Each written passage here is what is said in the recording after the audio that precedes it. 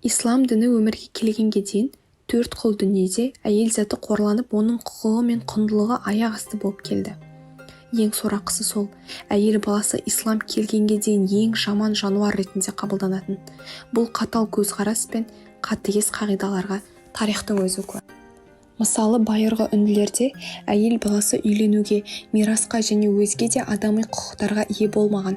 Олардың әдет-ғұрпы бойынша жесір қалған әйелді отқа жағатын. Өлген күйеуінің артынан өртенген әйелдер адал әрі құрметке лайық жар ретінде қабылданатын. Алғашында буддизм дініне әйелдерді қабылдамаған. Ұзақ уақыт бойы күмәнданып жүріп, ақырында келісіп, олар буддистер қоғамына аса қауіпті деген пікір айтқан. Исраил құқығы бойынша қыздар әкелерінің үйіндегі қызметші ретінде саналатын. Тіпті әкелері кез келген уақытта оларды базарға шығарып сататын. Ажырасу құқығы күйеуінде ғана болатын. Күйеуі қалаған уақытта ғана ажырасу мүмкіндігі берілетін. Парсы патшалығы Иранда ер адамдар анасы мен қарындасына құрмет мүлдем көрсетпейтін. Керек десеңіз, қарындасымен үйлену олар үшін абырой саналған. Тіпті бір-біріне осылай жасауға кеңес берген. Ежелгі Рим, Грецияда әйелдің заттан айырмашылығы мүлдем жоқ еді. Күйеуі қаласа, дені сау кезінде, қаласа өлген кезінде әйелін басқа біреуге бере салатын. Әйелдің ол кездегі құны біреуге оп-оңай сыйға тарта салатын мүлік яки затпен тең болатын. Ежелгі Қытайда әйелді адам ретінде санамаған, тіпті оған жеке өзіне тән ат қойылмайтын, оның орнына 1, 2 немесе 3 деген сандармен ғана шақырылатын. Сонымен қатар, ежелгі Грецияда әйелден асқан қатер жоқ. Әйел деген табиғи құбыжықтандырылған еркек. 3 қатер бар, ол от, теңіз және әйел деген сияқты сөздер айтылған. Бұл сөздердің ежелгі гректердің әйелдерге деген көзқарасын көруімізге болады. Олардың мұндай әйел адамға деген құрметсіздігін әйел адам жұмақтан қуылуға ең негізгі себепші деп есептейтін болған. Яғни Адам алейхиссаламды азғырған әйел деп. Бұл әйелдер арасында құлдыққа шыдай алмай өзіне өзі қол жұмсағандар да болған. Алайда сол қоғамдағы әйелдердің мұндай қорлыққа қаласа да қаламаса да төзгендігі тарихтан белгілі. Жахилия дәуірінде арабтар қыз баланы тірідей топыраққа көму немесе басқа да жан түршігерлік жолмен өлтіру сынды зұлымдықтармен танымал болған. Өлтіруге қимағандары қыздарын ұлдарша киіндіріп, жұрттан жасырып ұстаған. Әйел адамға деген осыншалықты суық көзқарастың тағы бір себебі өскен соң жеңіл жүріске салынып, атымызға кір келтіреді деген қорқыныш еді. Сонымен қоса, тұрмысқа шықпай үйде отырып қалады деп те қауіптенген. Қыз баланың әкесі атану ұят саналатын. Осы сынды көптеген мысалдар әйел адамның қоғамда қадірі болмағанын, адамзат баласы надандық жетегіне еріп, қараңғы түнек басқан бақытсыз бір кезеңде ғұмыр кешкендігін көрсетеді. Біз сөз еткен әйел құқығы мәселесі тек әйел баласының өмірін астан-кестен етіп қоймай, тұтастай қоғамның бұзылуына, адамзаттың азғындауына алып келді. Ал ислам әйел адамға ерекше құрмет көрсеткен. Құран кәрімде Ниса, яғни әйелдер деген сүре бар. Мәриям деп аталатын сүрелер тікелей әйелдерге арналған. Әйелдердің қоғамдағы орнын көрсеткен ислам діні еді. Әйелдерге деген осыншалықты құрмет ислам дінінде ғана болатын. Мысалы, пайғамбарымыз саллаллаху алейхи уассалам әкесі мен анасы дүниеден өткен кезде оған әке орнына әке, ана орнына ана болған да әйел адам еді. Ол Үммі Айман анамыз болатын. Пайғамбарымыз саллаллаху алейхи уассалам ең бірінші дінді әкелген уақытта, бүкіл әлемге бір өзі қарсы шыққан уақытта, сонда оны алғаш болып қабылдаған, оны қолдаған әйел адам еді. Ол Хадиша анамыз радиаллаху анху. Худайбия келісімінде пайғамбарымыз саллаллаху алейхи уассалам сахабаларына ренжіп, шатырына кіріп кеткенде, пайғамбарымызға ақыл айтып, үлкен көмек бергенде әйел адам еді. Ол Сәуда анамыз еді.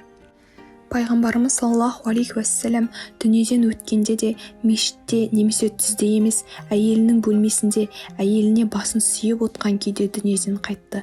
Ол Айша анамыз радиаллаху анху еді. Пайғамбарымызға саллаллаху алейхи уассалам балаларының ішіндегі ең жақыны әрі ең сырласы болғанда қыз бала еді. Ол Фатима анамыз радиаллаху анху.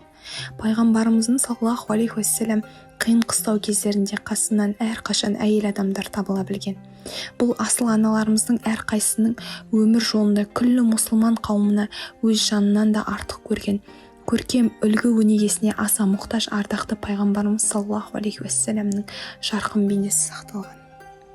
Сонымен қатар, ислам әйел кісінің 3 мәртебесін көркейтеді. Ең біріншісі қыз мәртебесі. Әбу Хурайра радиаллаху анхудан жеткізген хадисте пайғамбарымыз саллаллаху алейхи уассалам, кімнің үйінде қыз бар болса, ол үйге күн сайын көктен 12 береке түседі. Ол үйде періштелер тынбай келіп тұрады. Әрбір күн, әрбір түн сайын олар ата-анасына 1 жылдық құлшылықпен тең сауап жазып отырады деген. Сонымен қатар келесі хадисте қыз баланы жақсылап тәрбиелеп, Алла Тағала берген нығметтермен молшылықта жеткізіп киіндірсе, бұл қыз ол үшін берекет болады, тозақтан құтылып жәннатқа оңай кіруіне себеп болады деген. Сонымен қатар тағы бір хадисте 3 қызына қажеттіліктен құтылғанға дейін жақсы қарап, ішіп жегізіп киіндірген адам әлбетте жәннатқа қол жеткізеді деген. Демек, қыз бала әке-шешенің жәннаты, тозақ отынан қалқан болып табылады. Міне, ислам бізге оның мәртебесін осылайша баяндайды. Сондықтан үйімізге қыз келсе, ол үшін қуанып, Аллаға мадақ айтуымыз керек. Әрине оның өскенде тәрбиесі әке-шешесінен де сұралады. Олар да жауапты болады. Келесі әйел мәртебесі. Ардақты пайғамбарымыз саллаллаху алейхи уассалам, әйел ер кісінің 2-ші жартысы деген. Алла Тағала әйел баласын өте нәзік әрі әлсіз етіп жаратты. Ерінің иманының толуына нағыз ер болып қалыптасуына әсер ететін де осы әйел. Омар ибн Хаттабтың радиаллаху анху риуаятында Алла елшісі саллаллаху алейхи уассалам, иманды әйел қайырлы іс жасамайтын 1000 еркектен де қайырлы деген екен. Келесі 3-ші мәртебесі ол ана мәртебесі. Исламда жәннат аналардың табанының астында деген ананың тұлғасын ерекше ұлықтайды. Пайғамбарымызға саллаллаху алейхи уассалам бір адам келіп, «Уа Алланың елшісі, кімге жақсылық жасайын?» деп сұрайды. Сонда пайғамбарымыз саллаллаху алейхи уассалам анаңа деп жауап береді. Әлгі адам 2-ші рет одан кейін кімге жасайын дегенде анаңа деп жауап берген. Әлгі адам тағы да одан кейін кімге жасайын деген кезінде пайғамбарымыз саллаллаху алейхи уассалам 3-ші ретте анаңа деп жауап берген. Тек 4-ші рет тағы да сұраған кезде әкеңе деп тіл қатқан екен. Бұл хадис исламда ананың мәртебесі 3 есеге жоғары екендігін көркем түрде жеткізген. Ана болу әйел адамның бақыты, ананың жауапкершілігі де қиындығы да көп. Сондықтан Алла Тағала анаға сондай мол сауап береді.